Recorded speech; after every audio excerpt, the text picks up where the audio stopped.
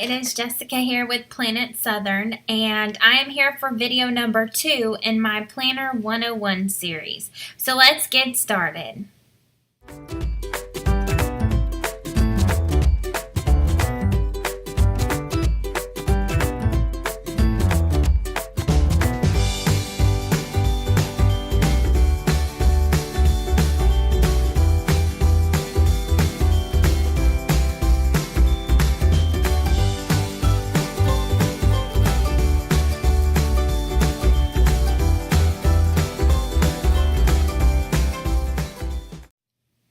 Okay, so what is Planner 101, you may say? Well, last week I put out a video about how I had used so many planners and everything, and how I'd been on YouTube trying to find my planning system and had watched video after video, which led to planner after planner after planner. And I wanted to help others out there who are new to planning and you really don't know where to start, kind of get a basis for what you're looking for in a planner. So today we're going to talk about a few different things. What is planning? And if you see me looking down, looking at my notes, we're going to be going over what exactly planning is, what you have to think about when you're choosing a planner, all the different planning options, how to choose a size, a layout, and what comes next. So let's get started with point number 1, and that is planning. What exactly is planning? Planning is something that can help you in life, keep you functional, keep your life in order. It can help you get things done, and it's really just getting what is in your head out on paper. For me, I do use a combination of digital planning and paper planning, but my digital planning really is only future planning. When someone tells me, hey, can you be here at this time? I quickly glance at my calendar and my phone and then make an event. That way, I at least get a reminder if I'm busy doing something else. And even though I've glanced in my planner, maybe I forgot to write it on my daily. Maybe it's on my daily and I'm looking in another part of my planner. So it's just like a fail-safe for me. But planning is very personal. And that's what I love the most about planning. No matter what style planner you're using, it's a great planner. As long as you like the planner that you're using and it works for you and you're actually functioning in life, you're killing life, that is planner peace to me. I mean, you could be going from an Erin Condren to a Carpe Diem planner to a traveler's notebook and going back and forth. But as long as you have a system and you know what works for you, that is awesome. And that's all that matters. So here are a few things that you need to think about when you are trying to find a planner system or even a planner. First, what are you going to use your planner for? Are you going to use your planner as a home planner? Maybe you're a stay-at-home mom or you're a housewife like me. You know, you still have stuff at home that you have to be responsible for. And that is something that I use my planner for. I use it for a home life. Are you going to use it for your family to keep track of your kids, your sporting events, a memory planner, something like that? Or are you going to use it for work? Are you going to use it for a combination of all three? I use it for a combination of all three. And right now I'm using this is a traveler's notebook. It is a personal size Chic Sparrow. Today it's a personal size Chic Sparrow. Yesterday it was a number 4 Foxy Fix. But my inserts are the same. The size is the same. The only thing that changed was the leather. And everything else stayed the same. I literally just took out my inserts, put them in a new notebook. So this balances my home life, my family life. It and also houses my Etsy shop and my church position that I'm in there. Then I have a second planner. This is an A5 Color Crush Webster's Pages ring bound binder. And I use this more as like a project planner.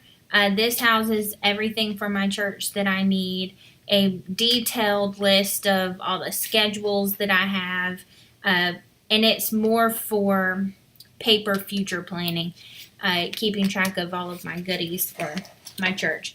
This is my main planner though. That's what keeps me together.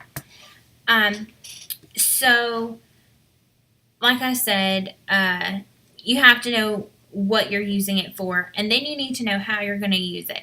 So are you going to use a desk planner, just a desk planner? Are you going to use a desk planner in combination with your digital planning, for on-the-go planning?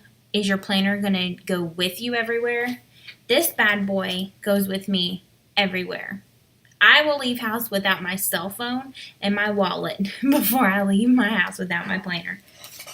This stays at home on my desk. It only goes with me if I'm going to church for a meeting. Doesn't go with me every time I go. Only if I need it is when that leaves my house. So, once you know what you're going to use it for, once you know how you're going to use it, then you need to start thinking about a few things. Do you want to use rings, which is what this planner is? It's an A5 and it's ringed. Has dividers, easy to take stuff in and out. That is one reason why I went this route. Also because I am notorious for changing out planners, and as long as the guts are there and I can take them in and out and I can change planner covers, that's awesome. Are you going to use a traveler's notebook?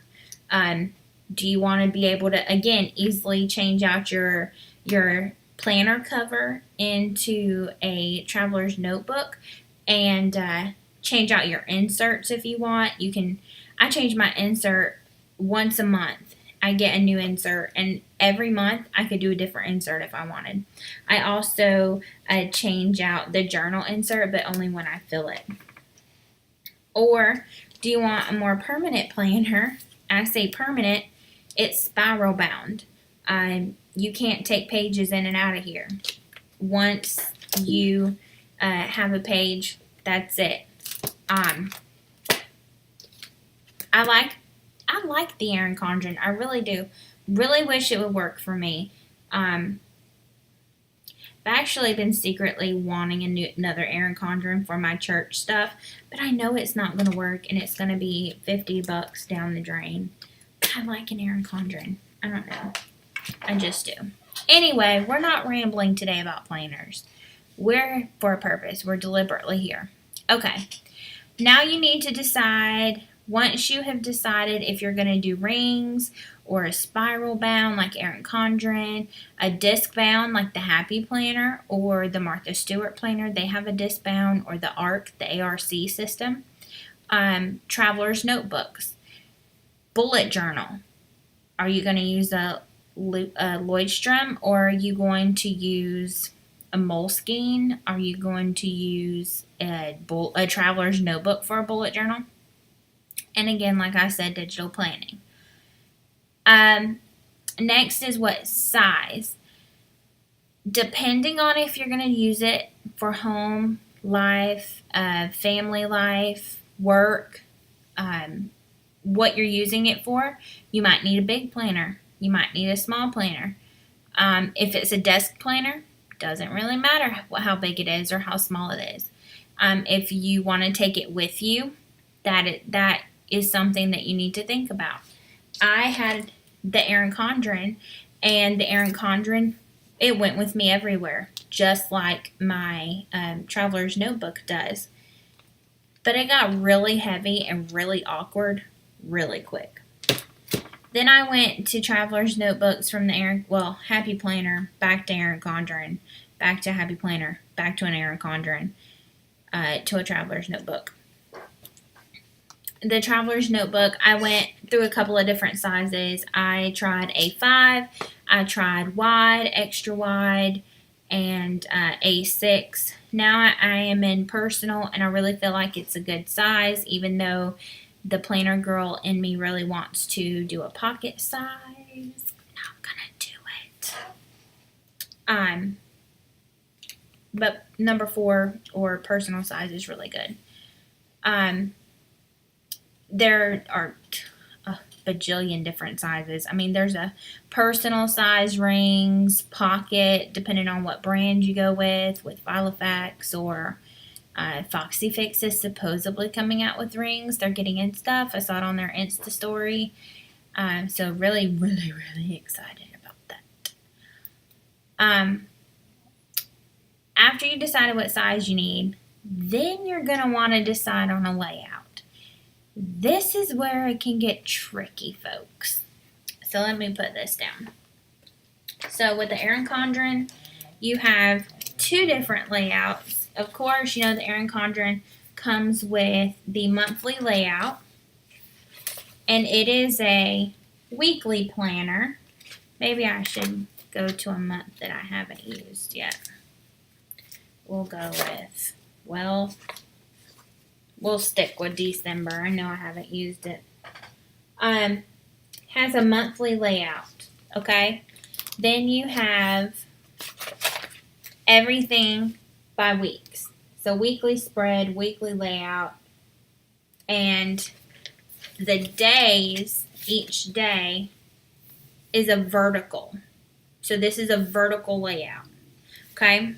Then you have planners like